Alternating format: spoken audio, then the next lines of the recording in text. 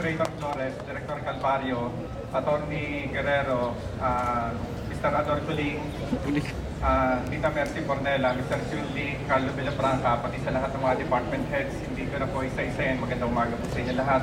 At kay Bukal Tubispo, magandang umaga po sa inyo lahat. Kagaya po ng pinresent po kanina, yung tungkol po dito sa economic enterprise, kaya sinadya po na kunin muna yung mga tarpaulin para makita po ninyo yung iba't ibang facilities na pag-aari po ng ating lalawigan. Simula po nung bago magkaroon ng devolution po, lahat po ng mga suporta sa local government unit ay nanggagaling po sa national. Sa national level po, makikita po natin yung public economic enterprises po, ang counterpart po natin sa national ay yung Government-Owned and Controlled Corporation, yung GOCC. Ibig sabihin, pag sinabing public economic enterprise po, lahat ng merong public investment po na ang purpose ay mag-generate ng income para ma-augment po yung ating income ay under po ng economic enterprise. Makikita po natin, kung titignan po natin sa iba't ibang website ng internet, ay marami na sa provincial pati municipal level ang binibigyan ng special attention o highest priority ang economic enterprise. Kagaya po ng pagbibigay ng ating butihing gobernador dito sa ating lalawigan. Isang typical na example po na gusto ko pong i-cite po sa inyo ay yung dito po sa Tagum City. Sa Tagum City po kay Mr. Uy, simula po kay Mayor Uy, simula po na naging mayor po siya dahil ang background niya po ay isa po sa corporate background po, ang kanyang pinanggalingan po. Siya po yung may-ari ng Jerry's Grill at siya rin po yung nagme-may-ari ng iba't ibang gasolinahan sa Tagum. Nung naging mayor po siya sa kanilang bayan po, ang unang binigay niya po ng focus ay binago niya po yung mga polisiya at mga practices dito po sa city ng Tagum. Makikita po natin yung bayan ng Tagum. Simula po dun sa 4th class municipality, naging city at ngayon po ay 1st class city na po dahil po rito sa public economic enterprises po. Ngayon, ano po yung mga pinasok ng City of Tagum? Makikita po natin, sila na po yung nag-ooperate ng mga gasolinahan. Sila na po yung nag-ooperate ng mga palengke. Sila na po ang nag-ooperate ng motor pool. Makikita po natin na yung income galing po rito sa public economic enterprises po ay mas malaki. Dahil after po ng devolution po, dinecentralize na po sa local government units yung pag-generate ng income. Yung support galing sa national ay nakat na po yun. Kaya makikita po natin dito po sa General Appropriation Act po natin, talagang limited po yung support na binibigay dito sa local government units at kadalasan, marereflect lang po yun sa tinatawag na internal revenue allotment.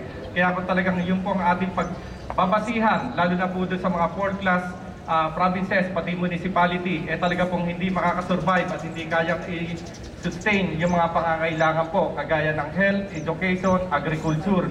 At alam naman po natin na yung mga constituent po ng mga local government executive po ay dependent lang po dito sa ira ng iba't ibang munisipyo at probinsya. Ngayon, isa po ang ating lalawigan. Simula po nung umupo ang ating governor na pagkatiwala po sa atin yung economic enterprise at yung mga facilities na pinakita po rito ay yan po yung mga pag-aari po natin. Kaya pag pumunta po kayo ng Katanawan, nandito po yung actual na litrato, yung litrato po ng Paruden po sa Katanawan. Isang typical na example din po na gusto kong banggitin po sa inyo, yung bayan po ng San Carlos dito po sa Pangasinan. Nagbigay din po sila ng special attention din po dito sa public economic enterprise po. Dito sa bayan ng San Carlos po, ang binigyan po ng focus po ng kanilang munisipyo ay yung pagtatatag po ng special project for livelihood management office. Ang isang focus po nila, dahil makikita po natin yung San Carlos ay agricultural area po, binigyan po nila yung agriculture. Yung municipal agricultural office po, sila po yung parang part ng economic enterprise o yung public economic enterprise po sa kanila. At sila po yung nagpo-provide ng mga lending program po sa mga magsasaka instead na kumuha pa ng mga loan, mag-avail ng loan sa mga private institution po, ang nagpapautang na po ron ay yung municipality ng San Carlos po. At kahit nasabihin po natin zero interest, at least yung services na pinoprovide po sa mga magsasaka sa pamamagitan ng economic enterprise ay na-serve po. Ngayon, dito po sa ating lalawigan po, isa sa pinag-aaralan po natin ay yung mga trainings and seminars po na kinakandak ng ating iba't ibang tanggapan.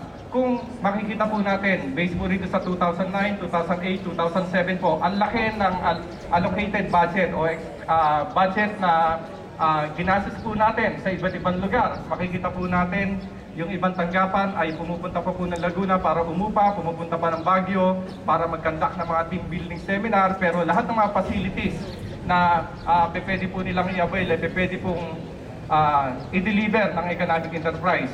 Yung mga ABR po natin, mas kompleto pa po tayo dito sa iba't ibang hotels, restaurant na pinupuntahan po natin, mas advanced pa po yung mga sound system natin, at makikita po natin yung mga projector po natin from time to time ay ina-upgrade po yun.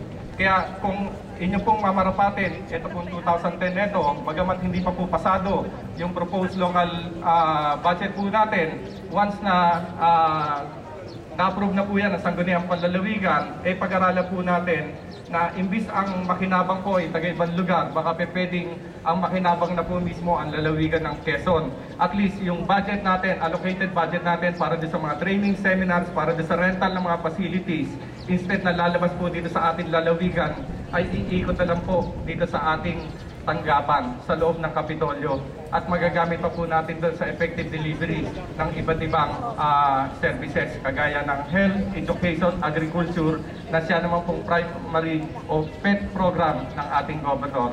So, hindi ko na po papahabain ang aking mensahe. Sa simple mensahe ko po ay tingin ko po ay tutulungan niyo po ang economic enterprise dahil kung pinopromote po natin sa iba't ibang opisina, pang-pribado, dapat makita rin po natin na dapat una tayo pong mag-patronize ng ating mga facilities po. Maraming salamat po sa inyo at magandang umaga po sa inyo.